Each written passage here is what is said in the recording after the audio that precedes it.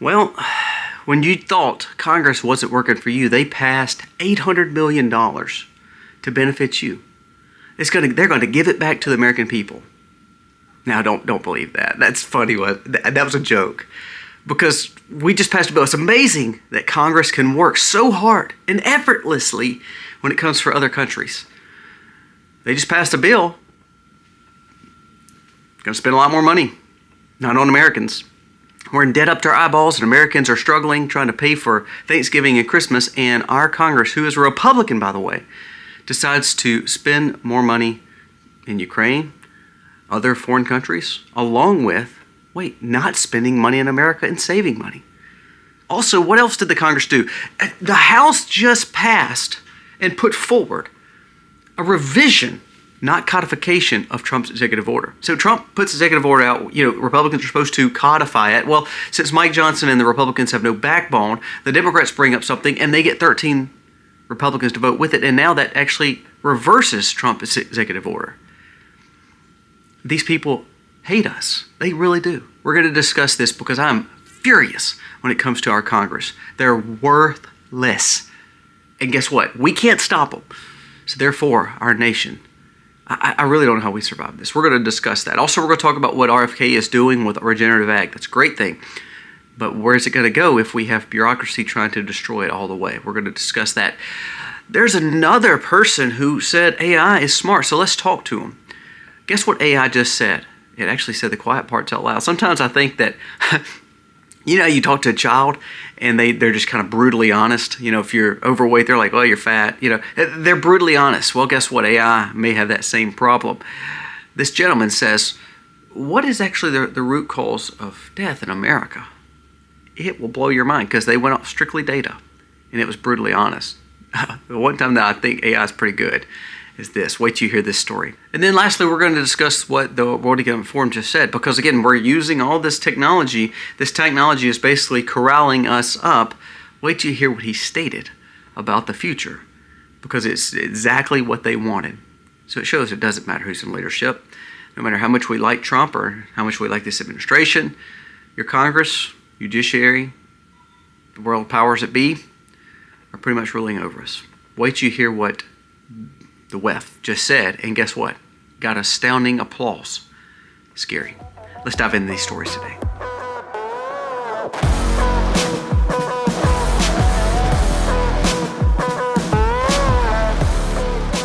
Hey guys, welcome to our channel. Thank you so very much for being here today. If you are new, please go down here, press subscribe, ring the bell, give us a thumbs up or a thumbs down. That's okay, but let us know what you think about the content of today's video. Our goal is to bring things forward to you so you do your research. You can say, you know what, I understand that now. That's a common sense approach. We just try to talk really normal here. So I hope that you are getting something out of it and we can gain wisdom together. Now let's jump into the stories of the day. First, let's talk about Congress.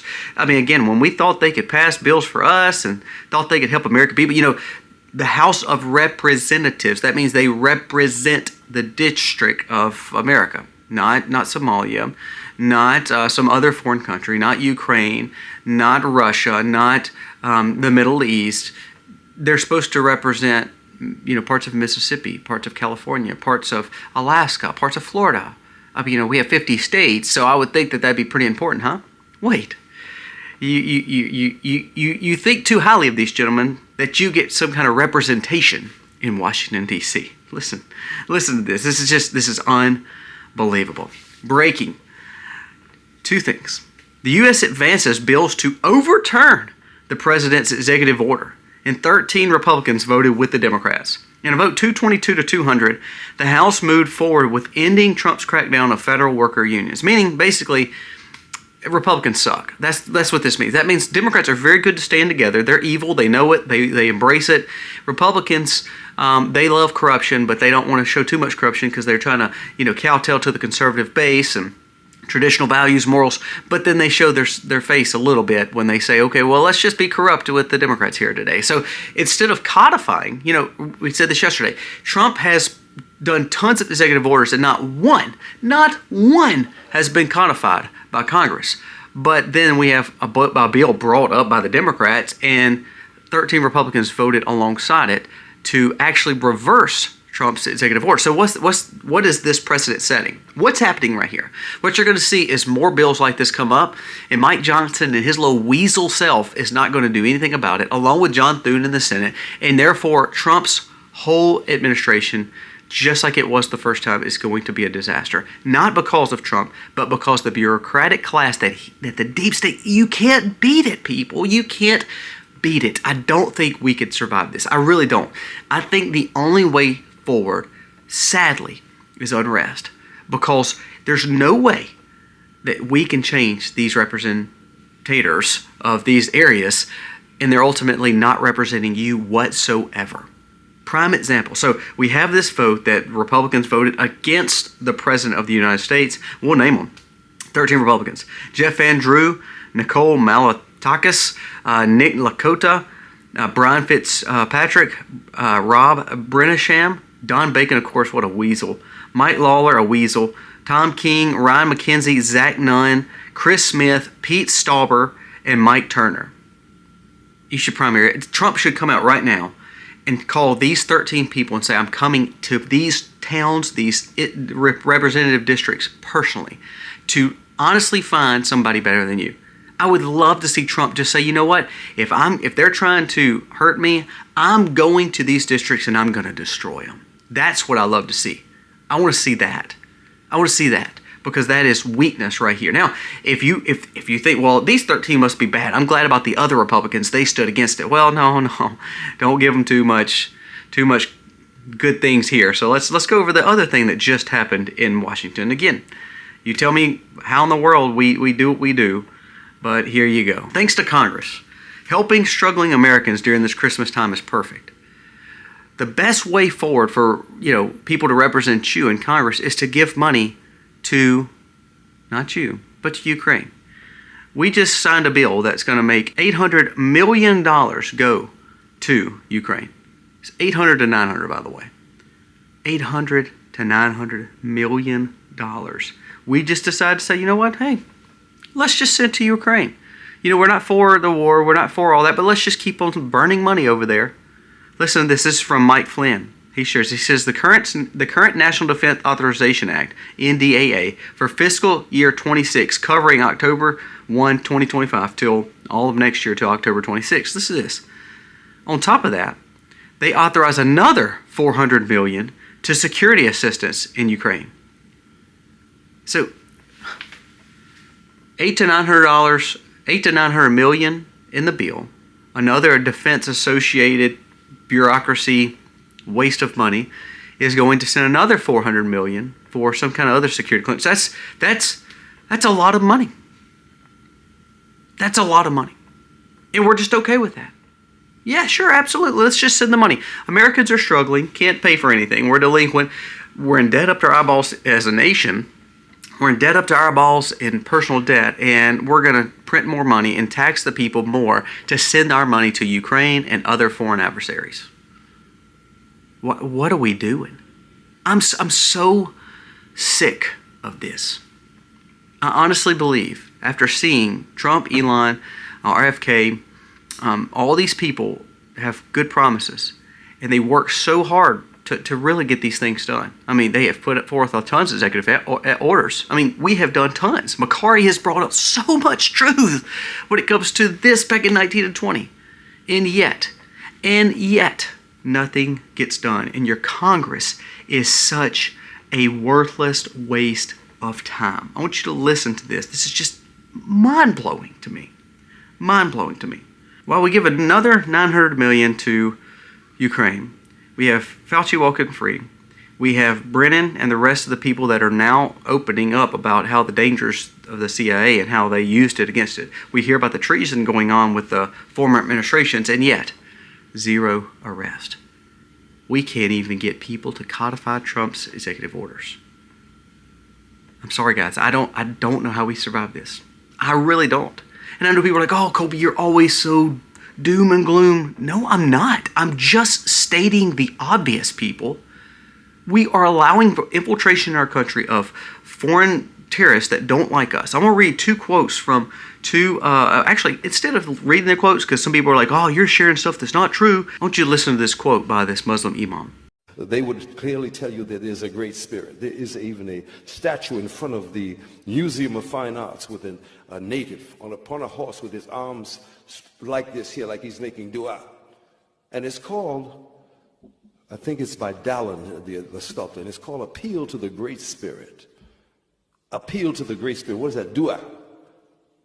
Calling upon God Almighty to send the European home, probably.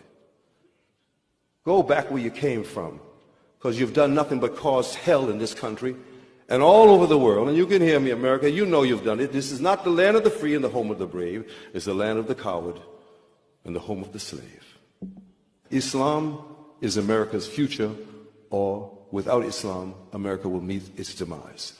Islam means submission to the will of God.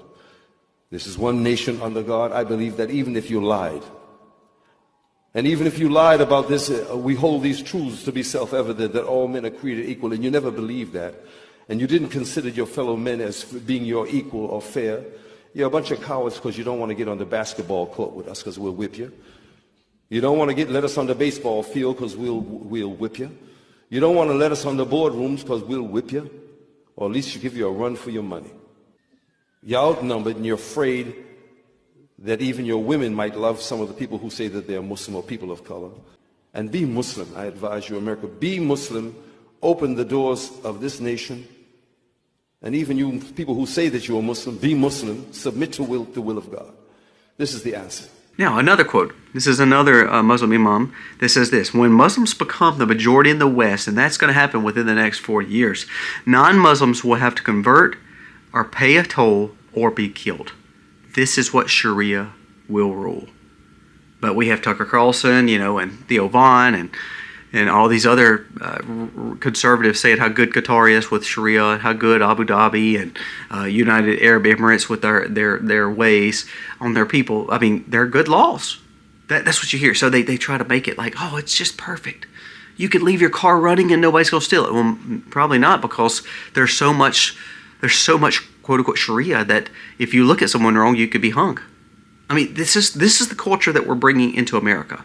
When they said there's no such thing as coexisting, that is their exact words. We're not going to coexist. We're going to take over like we're doing in Europe. And then on top of that, you have your establishment, your Congress, your representation, and the people in Washington who don't give a flip about you, who are literally sending your money all over the world, but then they're going to tax you more. Did you know my property tax went up for this next year?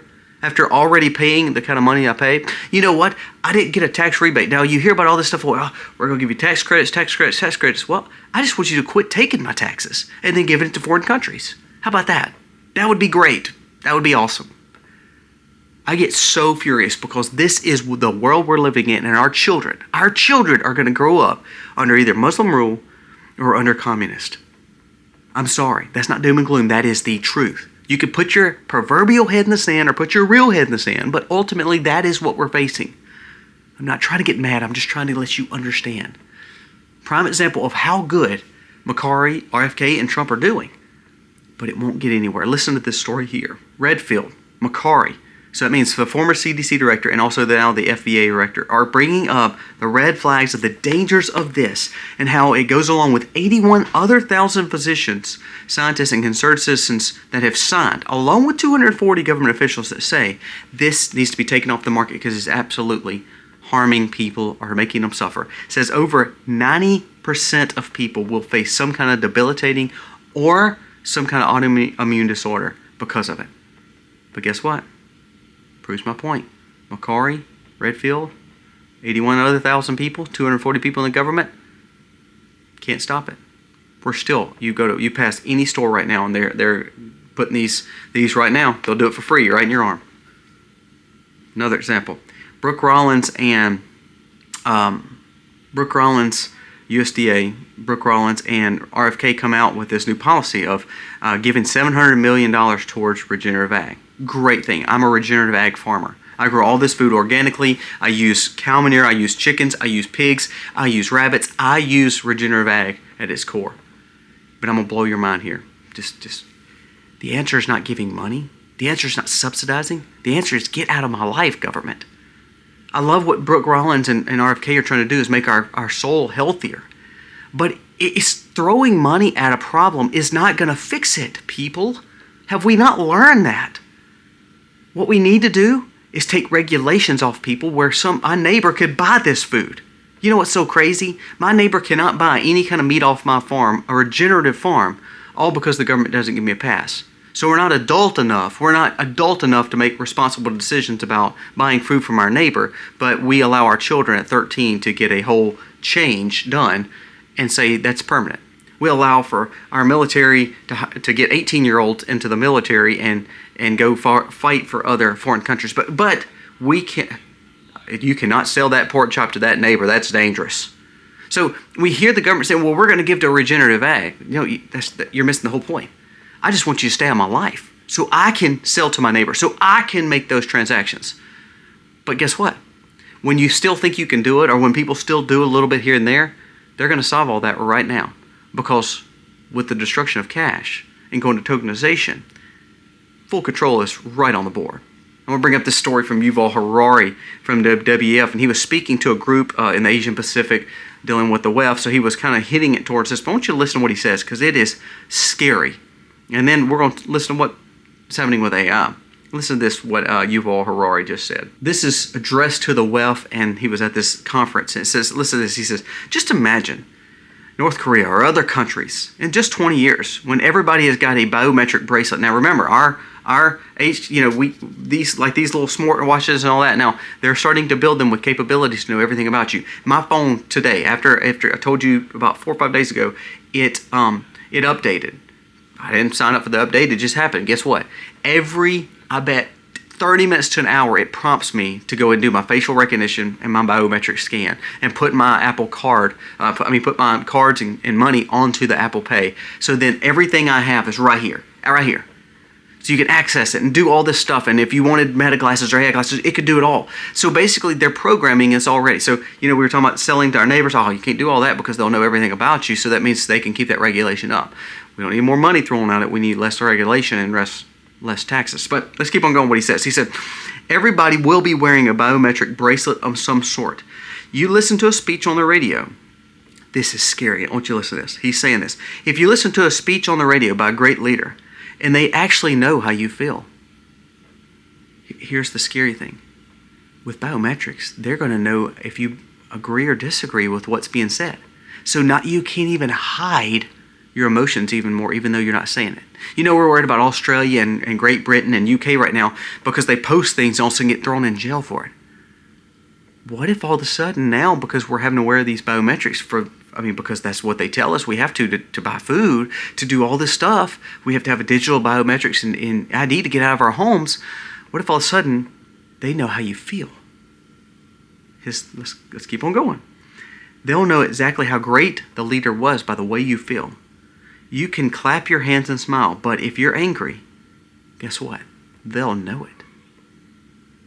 If you don't tell me that is not dystopian, scary stuff, that is pushed by the people who is this global push, people like BlackRock, people like WEF. Remember, WEF, he's speaking to the WEF. He's part of the WEF.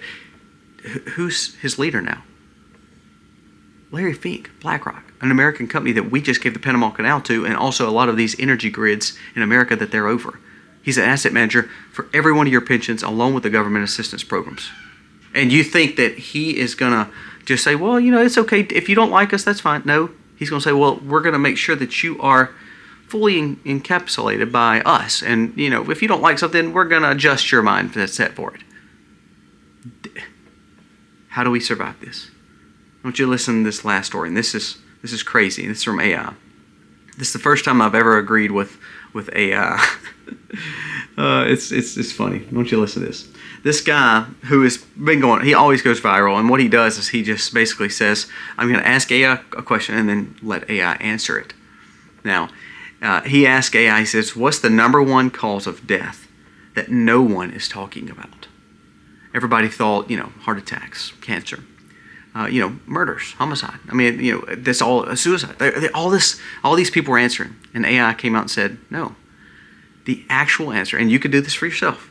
If you don't trust me, go look it up. It's going viral on Twitter, but if you want to do it yourself, the biggest cause of death in America is malpractice of health, medicine's bad use, and the health system as a whole.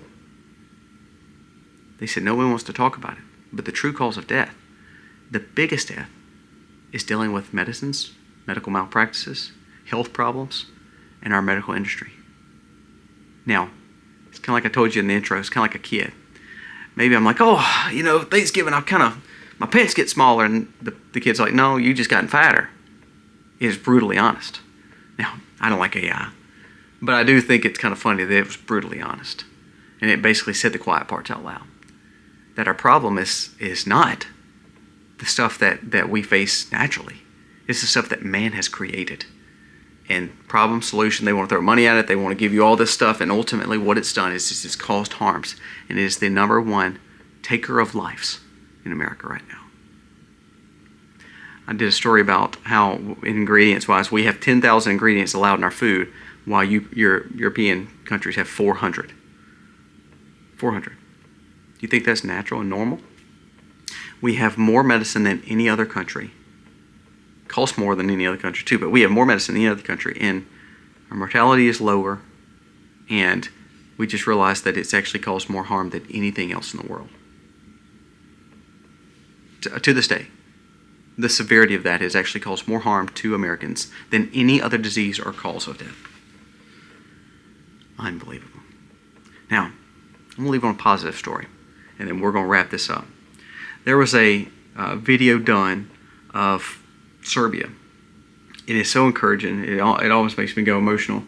And I'm going to share it to you right now.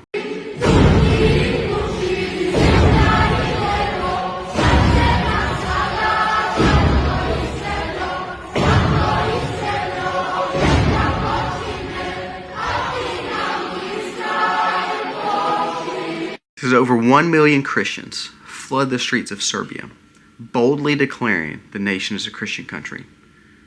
The anti-government protesters declare Christian will prevail. Christianity will prevail. A spiritual uprising is taking place. Sad to say, this is wonderful. This is amazing. I get emotional about it. But why is this not happening in America? I thought after Charlie, it would definitely happen. I thought we'd see revival. I think Tucker and I think Candace have destroyed that. Sorry, you can disagree if you want. But I think they've hindered the revival. And I think all it's done is made more fighting. We didn't get better, we got bitter. And therefore, I don't know how we'll survive not having revival like this. If we really want change, it's going to take revival, reawakening. Or hear me out now. If we don't have revival and we don't repent and we don't change our ways, I'm scared God's going to humble us through either a market crash, through war, through civil upheaval. That's biblical. And what's happening right now is we're turning our face away from God. I love to hear Trump say, he wants to see a Christian nation. I love to see some of our leaders say that. But the bottom line is, our voters, our representatives are not voting for us. We're funding things we shouldn't be funding. We're more corrupt than we've ever been. How do we survive this? There's only one way. Repentance in Christ. If we don't have that, I'm sorry guys, we have nothing. Let me know your thoughts on today's video. It's not about doom and gloom. It's about the reality of raising children in this chaotic situation. Let me know your thoughts. God bless. Be free with me.